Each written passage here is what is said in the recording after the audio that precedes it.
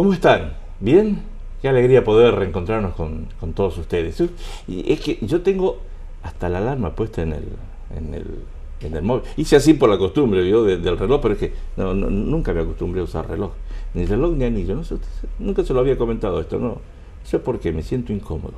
Pero el móvil es indispensable, ¿no? Ahora forma parte de nuestro cuerpo, creo ya, el móvil, o el smartphone, como me corrige mi hijo. Papá, no es móvil, es smartphone. El smartphone. Tengo la alarma puesta, porque es un placer tomar un cafecito con ustedes, relajarnos un poquito. Yo cuando uno va en el coche, y baja las revoluciones, esa es la sensación que tengo, de que bajamos las revoluciones. Y hoy bajamos las revoluciones para hablar de un libro, de una persona, de un alicantino muy importante, que yo no sé si hay mucha gente en Alicante que lo conoce realmente, y si en Alicante se valora todo lo que hizo. Por eso hoy hemos invitado, con vuestro permiso, a la autora de este libro, Adelina María Sirvent Garriga. Este es el libro. Y vamos a hablar de este libro y de muchas otras cosas más. Adelina, ¿cómo estás? Bien, gracias. Yo siempre digo lo mismo. ¿Qué cosa, Teddy? ¿Te puedo llamar Adelina? Sí, claro. Vale, gracias. Tú a mí me puedes llamar Teddy. Así ya rompemos todo el protocolo y todo. Adelina, Rodolfo Llopis y el PSOE en el exilio. Este es el libro que estás presentando en distintos puntos de España. Pregunta importante. ¿Qué nos vamos a encontrar en este libro? Bueno, pues en ese libro es la biografía política principalmente de Rodolfo Llopis, aunque en los primeros capítulos he querido hablar de su etapa como educador, para situar un poco al lector en por qué él llega a la política y es secretario general del Partido Socialista durante 30 años. No llegó por casualidad, sino que él tenía una historia como educador, como pedagogo importante. Fue director general de primera enseñanza y coincidió su mandato con la etapa reformista de la Segunda República y se hizo mucho por la primera enseñanza, más que se ha hecho en otras épocas. Eso lo tenemos todos los pedagogos como algo destacado en educación, porque se avanzó muchísimo, no solamente a la hora de dar cobertura a todos los españoles para que pudieran acceder a la educación, al crearse muchos colegios, se hizo un esfuerzo muy grande, sino también que hubo una reforma profunda de lo que era la metodología. O sea, se rompió con la metodología tradicional y se consiguió que en España llegaran las metodologías que ya se estaban aplicando en Europa, la corriente pedagógica de la Escuela Nueva, y también él aplicó los principios pedagógicos de la Institución Libre de Enseñanza, que dentro de las instituciones educativas que ha tenido España, ha sido una de las más destacadas, que se creó anterior a la Segunda República y se mantuvo durante la Segunda República. Y realmente la educación de la Segunda República bebió mucho de las fuentes de la institución libre de enseñanza. Porque nos está viendo doña Rosa, don Paco, que son los representantes de la audiencia, ¿no? Y doña Rosa, don Paco dice, sí, muy interesante, pero que a mí me cuesta un poquito entender eso porque no... ¿La Institución Libre de Enseñanza, le explico? Sí, pero es más, yo soy muy torpe, explícamelo para que yo lo pueda entender. Sí, bueno, pues hubo en la etapa anterior a la Segunda República un grupo de profesores de la Universidad Central que les obligan a cambiar sus programas. Y les obligan porque quería el gobierno de turno pues que lo dieran conforme a lo que ellos dictaban. Estos profesores dicen que ellos son la ciencia, que ellos transmiten ciencia, no pueden transmitir lo que unas personas en un determinado momento quieren que transmitan, y se niegan. Yo transmito ciencia y no transmito ideología. Exactamente, y se niegan. Entonces son expulsados, y como eso es un grupo importante de profesores, entonces ellos crean una institución al margen total de la enseñanza oficial. En un principio lo hacen para la educación primaria, pero luego es desde infantil hasta la universidad. Entonces ha sido una institución que fue muy mimada, porque yo creo que ellos, aparte de que era gente muy preparada, gente que había salido al extranjero, que había bebido de filósofos, de otros sistemas educativos, había cogido lo mejor de varios países, al ser también un grupo y estar en esas condiciones, pues se volcaron mucho en la institución. Y Rodolfo Llopis tuvo la gran suerte de estudiar en ese centro. Bien. Él empezó a estudiar aquí en Alicante, en un centro que luego si quieres hablamos. Él bebió de esa fuente. Él bebió de esa fuente. Entonces, cuando él llega a ser profesor en Cuenca, aplica los principios de la institución libre de enseñanza. Mira, por ejemplo, por decirte un principio, valoraban muchísimo la naturaleza, el respeto a la naturaleza. Bien. Valoraban mucho el arte. Era frecuente verlos estudiando cuadros en el Museo del Prado los sábados. Le daban mucha importancia a los modales. No querían para nada que su institución fuera, la querían laica y tampoco eran apolíticos totalmente, o sea, no querían saber nada de religión, nada político, en la institución, luego particularmente cada uno era. Entonces, fue una revolución a nivel educativo. Esos personas que se formaron allí. La suerte que tuvo España después fue que recibe en los institutos, en las escuelas de magisterio, en los centros educativos, gente que se había formado así. Entonces, a su vez, ellos intentan poner esos métodos en práctica. Bien. Como eran europeístas, ellos también conocían lo que pasaba en Europa. Llopis, por ejemplo, estuvo un año formándose en Europa. Bien. En Francia, en Bélgica y en Suiza. Bueno. Entonces, claro, todo lo que aprenden ahí lo trasladan a sus aulas. Se transformaron en elementos multiplicadores. Exactamente. Y bueno, pues esa fue la consecuencia de que en la Segunda República cambiara todo tanto. Y luego también yo creo que estuvo muy bien organizada, porque no se centraron exclusivamente, como he dicho, en erradicar el analfabetismo, no. O sea, ellos tendieron a formar a los profesores que estaban en activo, dándoles cursos. Luego, a los profesores que habían terminado la carrera de magisterio, en lugar de oposiciones, que realmente pues dicen poco, les daban un año un curso de formación. También era un curso de formación muy cuidado, en cuanto que las clases las daban personas muy preparadas, tal. Y a los nuevos que estaban en la escuela de magisterio se hizo una reforma profunda conforme a la nueva corriente pedagógica que corría por Europa. Entonces ahí, claro, esto es más para los maestros y la gente, pues por ejemplo de Crowley, María Montessori, hay tantos autores importantes, las hermanas Agassiz, toda esta gente que nos ha dejado tanto y que estuvo en esa época ya influyendo en lo que pasaba en España. ¿Y esta corriente, este grupo, me dijiste que se llamaba? La Institución Libre de Enseñanza. La Institución Libre de Enseñanza se llama, sí. Institución Libre de Enseñanza. Sí, es... Por supuesto, ya desaparecido. No tenía nada que ver con el gobierno. Nada, absolutamente nada. Porque nada. Era todo lo opuesto al gobierno en ese momento. Exactamente, sí. Vale. Y a mí de Llopis, por ejemplo, lo que más me llama la atención... Porque, perdón, es curiosidad. Porque Rodolfo Llopis es alicantino. Es alicantino. Él nació aquí, nació concretamente en Callosa del Sarriá, pero a los 2 años se vino aquí a Alicante. Entonces él estudió primero lo matricularon en un colegio que estaba cerca del ayuntamiento, no me acuerdo, recuerdo ahora mismo el nombre, pero bueno, ese colegio ya ha desaparecido. Y luego los padres estaban muy interesados en la educación de sus hijos, tenían 2 hijos, estaban muy interesados. Y enseguida lo trasladaron a un colegio que en aquella época tenía fama en Alicante, que era el colegio regentado por don Ricardo Vilar y Negre. Y yo he podido saber un poco qué se hacía en ese colegio y qué hacía concretamente ese profesor, porque Rodolfo Llopis le ha dedicado artículos. Entonces también aplicaba una pedagogía de vanguardia, que también era un poco atípico en aquella época aquí, pero bueno, era un hombre que... El profesor de Llopis de aquí. Ya era un vanguardista. Bien. Y luego se trasladó la familia a Madrid, y cuando llegan a Madrid, él estudia en la Escuela Superior de Magisterio, que era vinculada a la Institución Libre de Enseñanza.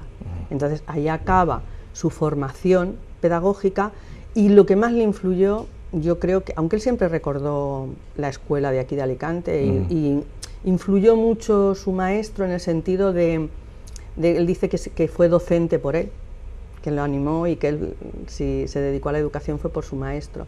Pero digamos que la metodología que él aplica realmente es la metodología que aprende en Europa y que aprende en la Institución Libre de Enseñanza. Eso es lo que él... Y por ejemplo, pues él era profesor de geografía, estuvo durante 10 años siendo profesor de geografía en Cuenca, y ya a sus alumnos les hacía en cuarto que realizaran unos trabajos de investigación de las distintas cosas, por ejemplo, pues de la artesanía de Cuenca, por ejemplo, la repoblación forestal, de cualquier aspecto que tuviera que ver con la geografía, pequeños trabajos de investigación. Entonces tampoco era un hombre que se dedicaba así exclusivamente a dar su clase y a olvidarse, no. Luego también hacía muchas excursiones, eso lo heredó también de la Institución Libre de Enseñanza. La Institución Libre de Enseñanza, como te he dicho, que incluso los sábados se iba a empaparse los alumnos de arte, donde fuera, ¿no? Pues él hacía lo mismo, se los llevaba a Toledo, se los llevaba a Madrid, procuraba que en la medida de lo posible se hicieran excursiones principalmente para valorar el arte. Adelina, tú sabes que yo soy muy de hacerme películas, y te escucho hablar con el entusiasmo que lo haces, y me da la sensación que me estás contando la película esta, La Sociedad de los Poetas Muertos, con Robin Williams. Sí, es que es un poco, Porque lo veo Rodolfo Llopis arriba también, arriba del escritorio. Bueno, yo hice la tesis, yo cuando llegué a estudiar pedagogía y me hablaron de la Institución Libre de Enseñanza, yo me enamoré. Yo había hecho antes magisterio y dije, pero ¿cómo a mí no me han nombrado esto? O sea, yo me interesé muchísimo. Y cuando llegué a hacer la tesis, yo dije, no, yo es que la quiero hacer de la institución, no la quiero hacer de otra cosa. Y el que me dirigía la tesis dice, no la puedes hacer de la institución, porque no hay mucho, no han dejado un legado escrito, por lo tanto, hay muy poquito y eso no da para una tesis. Sí. Vamos a hacer lo siguiente, los principios pedagógicos de la institución están ahí, están al alcance de todo el mundo, pero me tienes que buscar a un institucionista, a alguien que haya pasado por la institución y entonces profundiza en su vida si él a lo largo de su vida ha aplicado los principios y qué resultado han dado. Tu tesis será esa.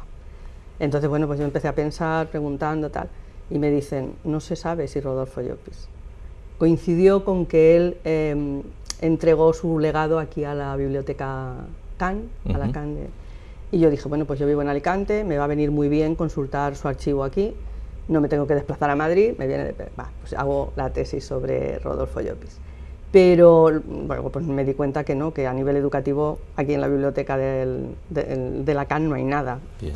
Pero bueno, me sirvió para profundizar en... ¿Se perdió?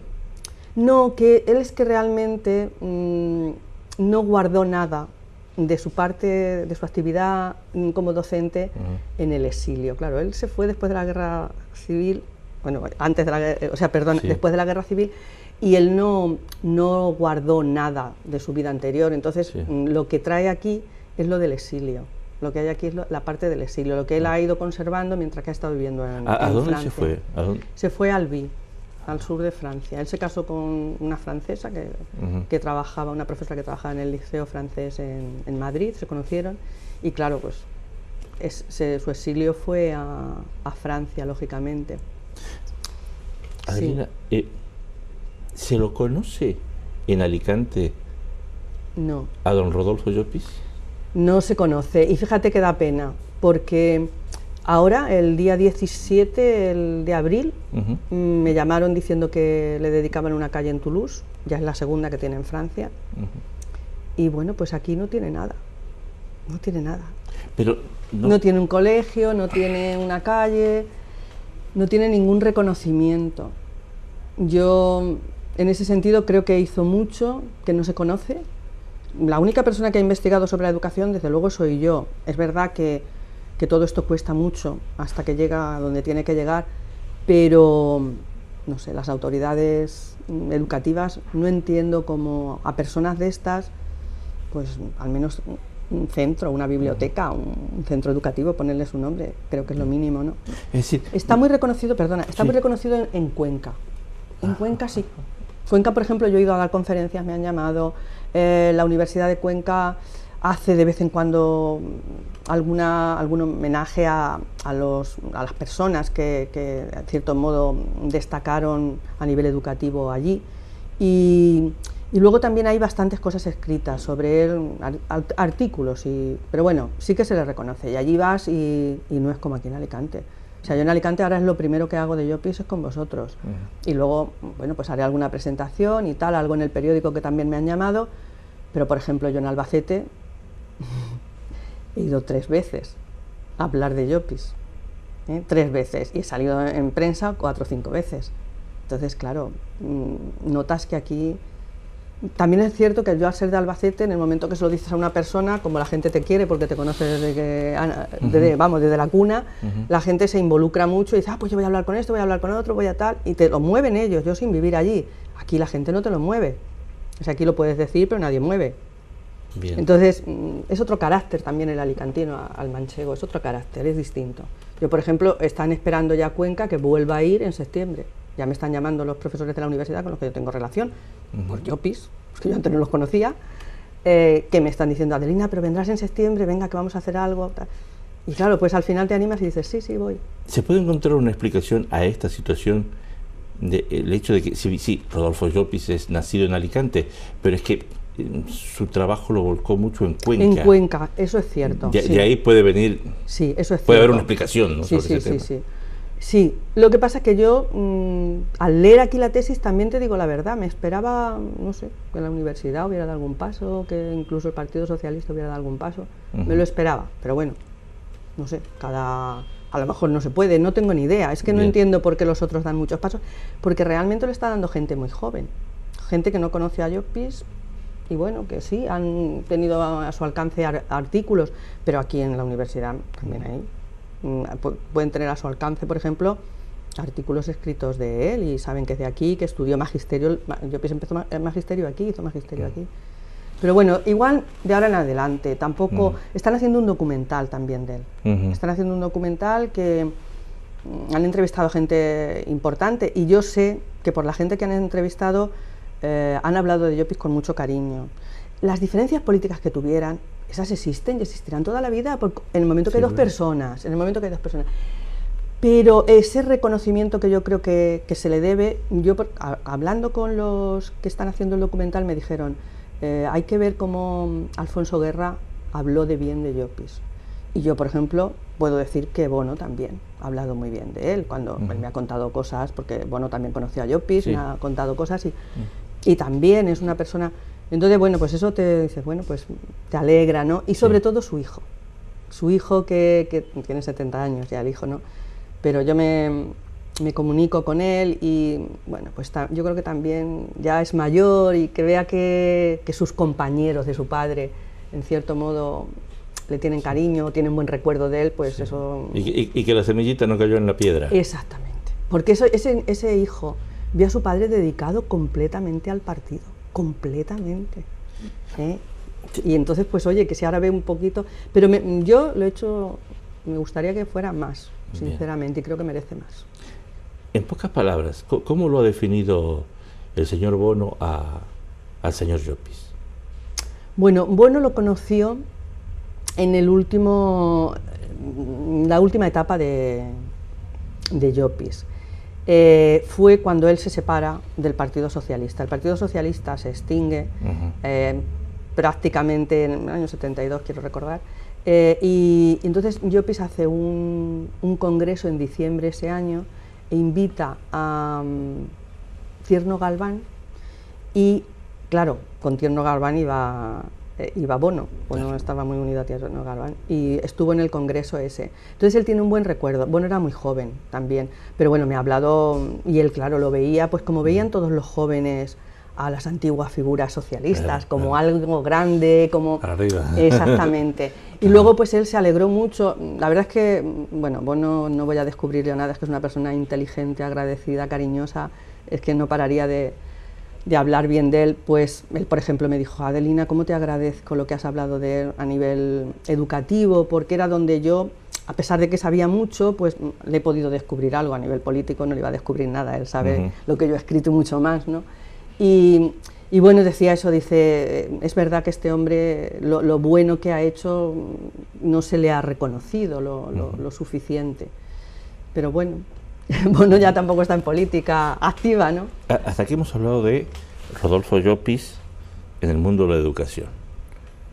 Claro, y él se va a Francia, cuando comienzan los... Sí, él se va a Francia cuando acaba la Guerra Civil Española. Bien. Se va muy triste porque ya sabes que aquí fue donde se concentraron todos los republicanos y desde aquí el éxodo se organizó desde aquí y mucha gente desgraciadamente no pudo marchar. Una tierra complicada, Alicante, en esas épocas. Y él va allí y se instala en Albi y bueno, viene la Segunda Guerra Mundial y él lo cogen prisionero, él está en un campo de concentración como tantos otros españoles. Entonces, hasta que no acaba la Segunda Guerra Mundial, no se reúnen un grupo de socialistas para reorganizar el Partido Socialista. Entonces, eso fue en el 1944. Bien. Y fíjate, curiosamente... ¿Pero en 1944 él ya estaba en España? No, eso fue en Francia. Todo en Francia. En Toulouse. Y él no ha vuelto a España. La reorganización del Partido Socialista Español se hace en Francia. Sí, por eso decimos Rodolfo Llopis y el PSOE en el exilio, no el PSOE de España, el que está allí, en Toulouse. ¿Y cuándo vuelve? No ha vuelto, él no ha vuelto, como muchísimos no han vuelto. ¿Él no fue secretario general del...? Sí, pero fue, te cuento, desde 1944 hasta 1974, en el exilio. ¿Él estuvo antes que Felipe González, entonces? Antes que Felipe González. Pero entonces estaba prohibido el Partido Socialista en España y en España no existía nada más que clandestinamente algún grupo socialista. Pero no había, oficialmente no había una agrupación, no había nada, porque no podía haber. De hecho... O sea que él era secretario general del Partido Socialista Obrero Español... En el exilio. Con sucursal en Francia. Sucursal no, era la única. En el exilio, allá. La única. Se atiende en Francia. Se atiende en Francia. Mientras el franquismo no podía existir el Partido Socialista aquí, porque si se formaba un grupo... enseguida lo desarticulaban y bueno, pues en esa época se mataba gente y tampoco es verdad que existían y cruzaban los Pirineos para las reuniones, pero todo a nivel clandestino, o sea, todo, y eran muy pocas personas, quizá muchas de pensamiento, pero activos pocos. Entonces quienes realmente mantuvieron el Partido Socialista eran los que estaban en el exilio, porque los de aquí de España, sobre todo los primeros años del franquismo, no podían hacer mucho más, es que no podían. Adelina, ¿y no tuviste la oportunidad de dialogar con Felipe González? No he tenido, no. Fíjate, Felipe González... Me da la sensación que te encantaría. Claro, por supuesto, pero no. Y con Guerra también. Guerra ha escrito mucho sobre, bueno, mucho, pero ha escrito, yo lo he consultado mucho a Guerra sobre Rodolfo Llopis, ha escrito, y con Felipe me encantaría. Felipe González ha tenido debates cuerpo a cuerpo con Llopis, entonces sí, claro que me gustaría.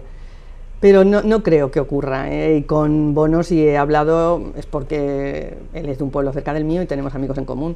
Esta gente no es fácil de acceder a ella, no es fácil. Pero Felipe González era opositor a Llopis. No, vamos a ver cómo te explico esto. La virtud que tuvo Llopis en cuanto como político fue mantener vivo el partido, y yo entiendo a Llopis con sus errores, que se puede, a lo mejor uno que no lo ha trabajado mucho puede ver errores en su actuación. Yo no lo veo, no los veo en el sentido de que él sufrió mucho y él padeció una guerra y él tenía una historia detrás, y cuando tenemos una historia detrás actuamos según nos viene de atrás, ¿vale? Entonces, según el peso de la mochila, sabía decir un amigo mío. Exactamente. Entonces ahí llegan una serie de personas jóvenes que no han vivido la guerra civil, que por mucho que les hayan contado no es lo mismo, y con un ímpetu también propio de la juventud. Entonces, Rodolfo Llopis no quiere ceder no quiere dejar la Secretaría General, no quiere que en España haya una dirección, pero yo lo entiendo un poco porque él tenía miedo todavía al franquismo, mientras que los que vivían en España querían cuanto antes que hubiera una dirección compartida para que desde España se pudiera hacer oposición directa al régimen franquista, como estaban haciendo los comunistas.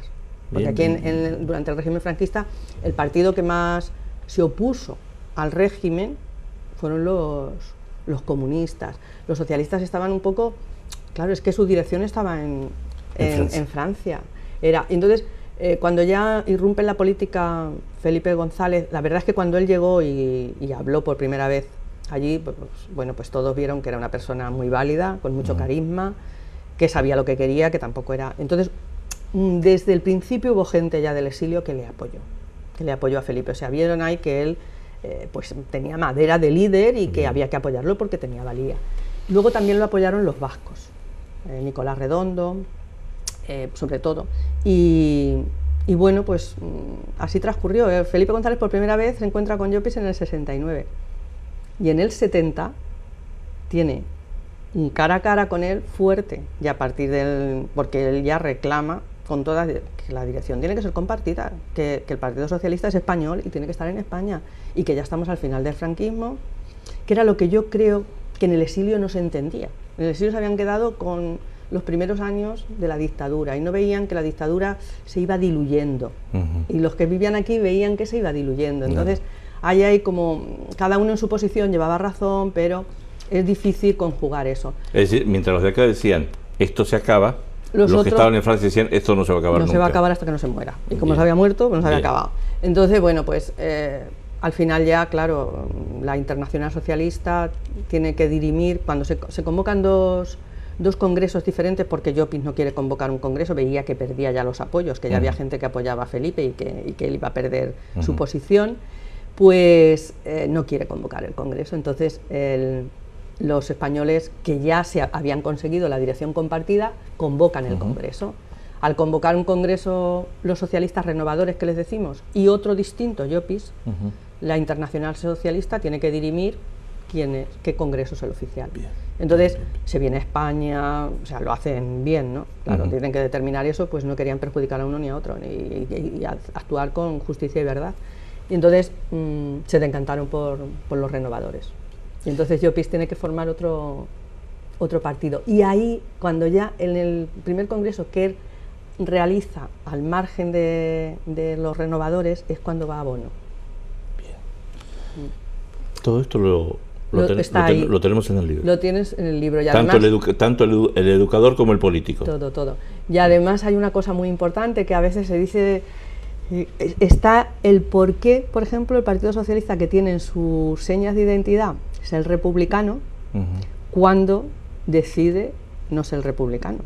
O sea, el Partido Socialista durante todo el exilio lo que pedía era que fuera el pueblo el que, en una votación libre, cuando muriera Franco, pudiera decidir qué régimen quería.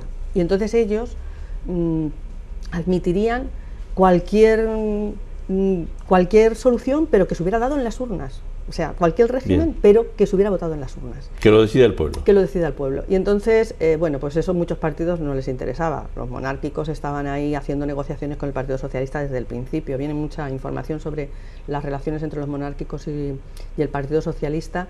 Y bueno, pues ya llega un momento en que se da cuenta Llopis que prácticamente todos los partidos estaban a favor de la monarquía.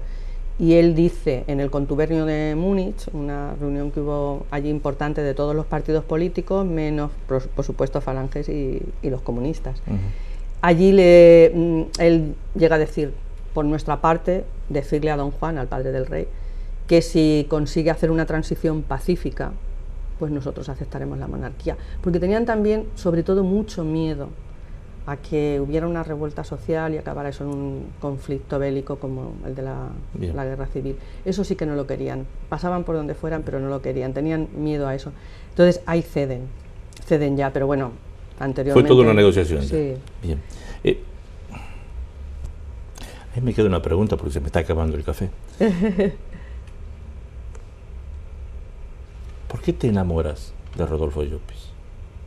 Bueno, yo creo que porque yo también soy así un poco, ¿no? Porque yo creo que hay que luchar por el que más lo necesita, y él fue un luchador por la gente que lo necesitaba. Yo estaba en un colegio que, pues bueno, que a veces has visto necesidades, y creo que he sido bastante sensible a esas necesidades, y lo soy en mi vida normal. Y a mí, por ejemplo, eso me gusta que se diera más oportunidad o que luchara porque tuvieran más oportunidad, porque así tiene que ser al que más lo necesita, no igual, más. Él decía, fíjate, te voy a contar una cosa que va...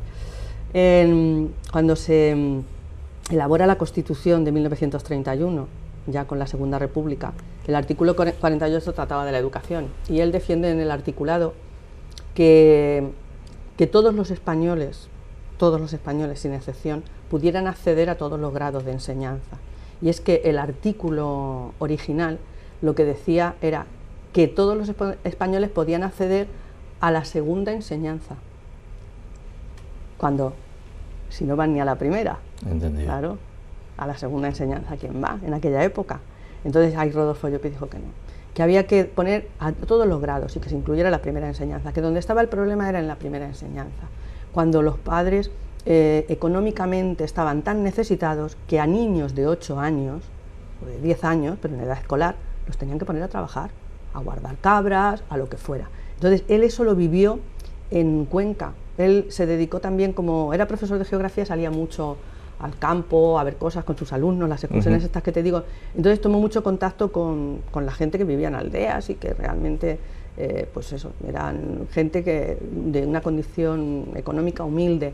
Y ahí se dio cuenta de las necesidades que había. Entonces él decía, es que no se debe de escapar ninguna inteligencia, o sea, se le debe dar becas, se le debe dar a quien realmente lo necesite, pero desde la primaria, a quien tenga la capacidad.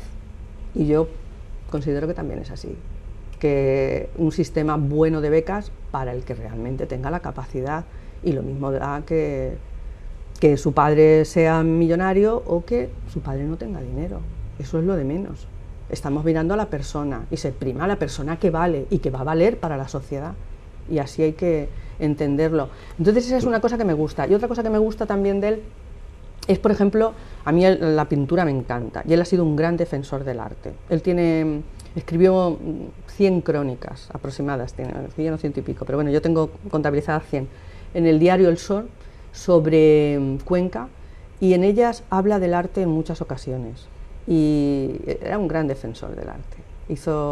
Creó el Museo de Arte de Cuenca, hizo exposiciones, y bueno, pues luchó mucho para que no desaparecieran las casas colgadas. En fin, él tiene ahí un papel importante, y además se quejaba enormemente cuando destruían algún palacio, alguna iglesia que él consideraba que era un recurso artístico importante para la ciudad.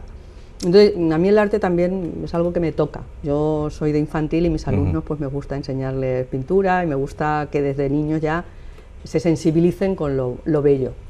Y otra cosa que me gusta de él también es que era también algo atípico, que era un gran defensor de la mujer, un gran defensor de la mujer.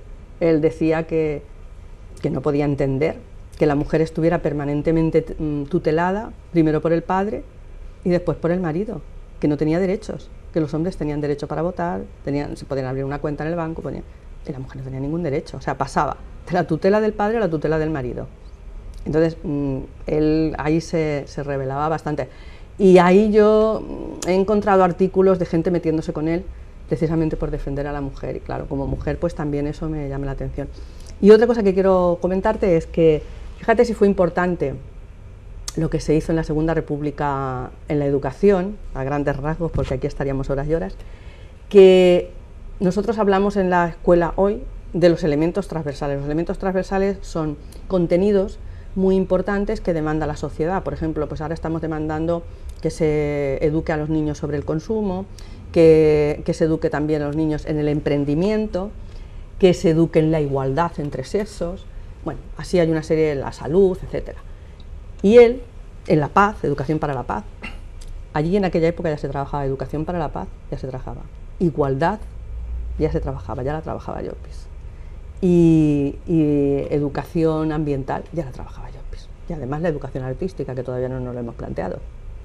O sea, que de esos temas transversales que cuando en el 81 hace una ley general el Partido Socialista, y por primera vez se habla de eso como elementos transversales, lo coge, indudablemente lo ha cogido de la Segunda República, que es cuando se hacía.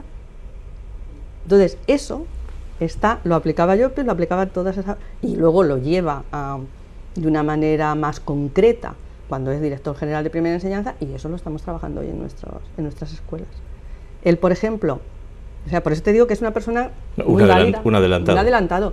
Él estuvo, te he comentado antes que se formó en Francia y Bélgica. Él en Bélgica estuvo con De Crowley, que es un pedagogo muy importante, que él plantea que se trabaje la educación de forma global, es decir, que no se trabajen los contenidos fragmentados, que se relacione, por ejemplo, la matemática con las ciencias naturales, se puede ser con el arte, en fin, mal. Entonces él se enamora tanto de ese método que cuando viene aquí escribe un libro sobre esa metodología y intenta aplicar a la geografía que daba en Cuenca, a la geografía de magisterio, sí, a ese método global. Bueno, pues ese método global lo estamos dando en la escuela. Es lo que se está aplicando. Claro, se está aplicando. Yo tengo un artículo escrito sobre lectoescritura y parto de Crowley, porque mi método de lectoescritura también es global. Y estamos hablando del 2015. Y yo me pongo a investigar sobre lectoescritura después de mi experiencia y después de mi... Y digo, vale.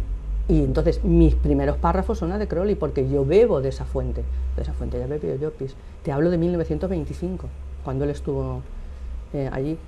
Entonces, por eso te decía que en ese aspecto no considero que esté reconocido. Posiblemente haya mucho desconocimiento, no lo dudo, por eso me gustaría que se conociera. Y esta es una buena forma de comenzar a conocerlos. Si yo voy a la librería para conseguir este libro, ¿qué tengo que decir? Permíteme, ahí está. Este es el libro. Ese es el libro. Bueno, la tiene la librería Pinchón, de la calle Quintana 37, tiene el libro. Bien. ¿Acá en Alicante? ¿Me lo repiten, por favor, librería? La librería Pinchón, en la calle Quintana 37, tienen el libro. Bien. ¿Y de qué editorial es? Uno. Es una editorial de Albacete. Una editorial de Albacete. Bien. Adelina, un placer. Un placer ha sido mío. Gracias. Gracias. ¿Ya? Se lo muestro, doña Rosa. Este es el libro. Yo sinceramente acabo de conocer a Rodolfo Llopis un poquito más en profundidad. Algo sabía, algo me comentaron, pero no sabía tanto de él. Educador, político, un adelantado.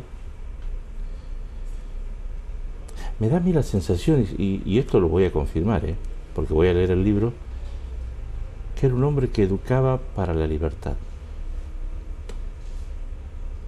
A mí me gusta mucho cuando se educa para que se aprenda a pensar. Y a partir de allí, desde tu libertad de pensamiento, saca tú tus propias conclusiones. Yo no sé si lo conseguiremos en este programa, pero lo que nosotros queremos es darle información para que usted saque una conclusión. Nosotros no venimos aquí a decirle esto está bien, esto está mal. Ustedes deciden. Ustedes deciden. Me gustó. Lo voy a leer. Lo voy a leer. Y en lo que respecta a Adelina, me encantó. Especialmente la frase, la pasión con que habla de Rodolfo Llopis. La pasión con que habla. Es más, llegó un momento en que me dice, es que yo me enamoro de Rodolfo Llopis porque me siento identificada con él. Espero que les haya gustado esta conversación que hemos tenido con Adelina. Gracias por tomar un café con nosotros. Como siempre, han sido ustedes muy amables.